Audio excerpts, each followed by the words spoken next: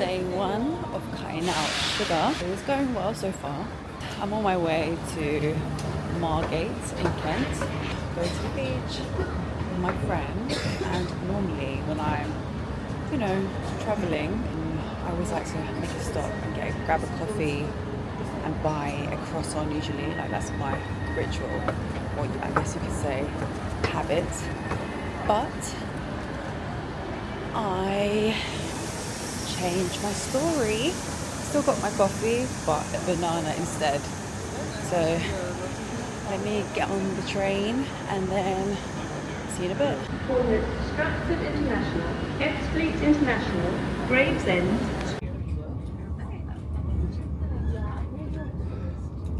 I'm just reading Tony Robbins' book, Awake the Giant Within, and the chapter that I'm currently on is The Force That Shapes Her Life. And what I found really interesting and kind of relates to what I'm going through at the moment is he touches on the point that everything that we do is linked to pleasure and pain. So I was just thinking in regards to eating sugar, the reason why I probably struggle with, with still having it, binge eating, is because I'm still associating pleasure to that habit. I'm enjoying, indulging and eating, and I get that dopamine hit, obviously. Another thing, the chapter before this point that I'm making is like, once you make a decision that you're done with it, it's like create those neural pathways to create those actions into making it happen. To be honest, I'll have to be honest.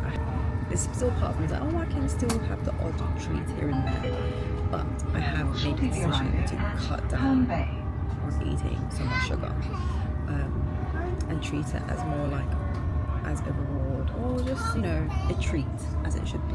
Obviously this is very interesting because I just kind of was like self-reflecting as to when I've associated pain to something I had been doing before and that I've cut out completely, which is drinking alcohol. And I used to binge drink alcohol predominantly, and to be honest, throughout the whole of my 20s.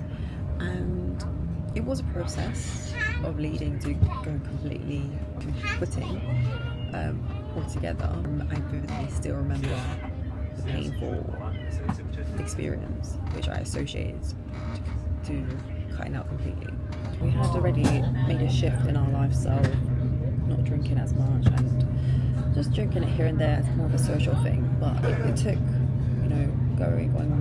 going out for a Christmas party or something, and I remember it just got to a point where I wasn't associating drinking with pleasure anymore. Like it wasn't like we were drinking heavily throughout the night, and then I just felt it was just bringing out the worst in me, where I was just like feeling very insecure, paranoid, and it just resulted to having such a terrible night.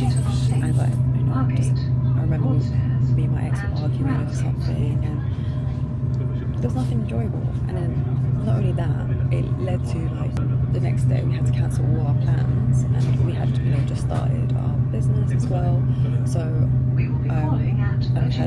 was organising events at the time, so I had to cancel our morning plans, and I just felt so groggy. And obviously with like the business I had at the time with like taking care of dogs, so it was perfect. They were my little emotional support friends. But regardless, I was just like, if it's getting to a point where it's having a negative toll on my life, a negative impact, I don't need it. And it literally took that negative experience where I felt so much pain to be like, I'm done. So sugar, back to this point, I need to associate extreme pain to it. And I think obviously I'm in a mindset of valuing, prioritizing my health, and I have these very vivid moments where I'm really paranoid or scared about like the impact it can have in the long term. I don't want to use that particular word, the C word, but it's easy to just take things for granted when it's good. So maybe that's what it can be. I'm trying to think of other ways I can associate extreme pain for me to not even want to do it, but I think that could be the reason. So, food for thought.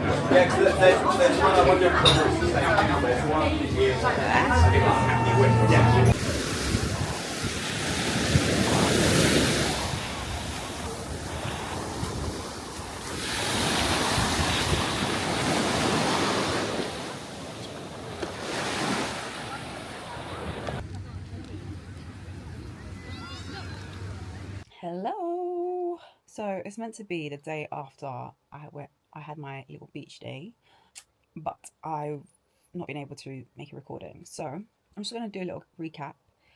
See, little tiny choices make such a big impact. So basically, obviously, it's a day out, beach town. Went into this market area. It's really cute. I might insert some like videos. And then as soon as you walk in, there was this cookie stand. And it looked amazing. Like it just looked unreal, like something you see from TikTok or something. And then obviously naturally my friend was like, oh, should we like go explore and then come back and get some treats? And I was like, you know what, I have to be honest, I don't want to dampen your day. Do as you wish. Like, I'm just trying. It's literally day one of me cutting out sugar and like artificial sugar, and I don't really want to be getting that, like it's literally day one. And straight away she was like, yeah, absolutely, it's fine. Yeah, and then we literally started talking like, well, we can get some fruits or when we go to the beach and all this stuff. And I was like, sweet, amazing. Like, but I was like, by all means, like, do what you want to do. Like, I'm still gonna go and get my snacks because again, you need substitute, especially when you're trying to wean off it. Sugar is no joke. We did a big shop from Aldi, got loads of fruits. Yeah, I didn't end up recording the whole thing because we were literally just picking at each little snap pot as we went along. But then, and it went great. I did not even crave sugar once. Yeah, we got back to London and I literally looked at my commute and I was like, oh, it's going to take me roughly nearly an hour to get back home. Yeah, 40 something minutes. Anyways, and I don't know, I've noticed when I'm doing something I don't want to do and it reduces my energy levels, like it drains.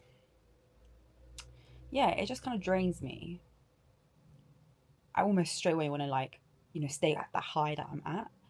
So I look for a quick fix and quick dopamine fix basically. And I went like as soon as obviously get to the station and I saw M&S, I was like, boom, done. I'm gonna get chocolate. And it's just like, and I was playing with my mind like, you don't need to, but then again, it's like those normal conversations, past behavioral conversations that you would have. They're like, oh yeah, but you've been so good, da, da, da. And I guess because I wanted to override that feeling so much, but in that moment, I did go for dark chocolate.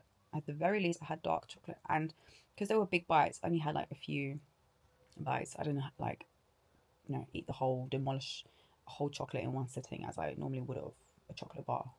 So that's another thing that I've spotted out. Is like when I'm, in a good place, I'm doing the things that I enjoy. I'm at the beach in the sun. You don't feel like you want any of this stuff, and if anything, you lean towards more healthy eating, which explains why I was probably in the best shape, the most healthy when I was in Mexico.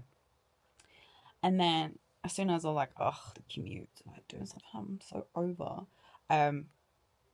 boom, it's like I need to get rid of this feeling, especially when I'm on a high. Like I was feeling so good. So that was an interesting observation to make. Yeah, so I thought I drop a little nugget there. Anyways,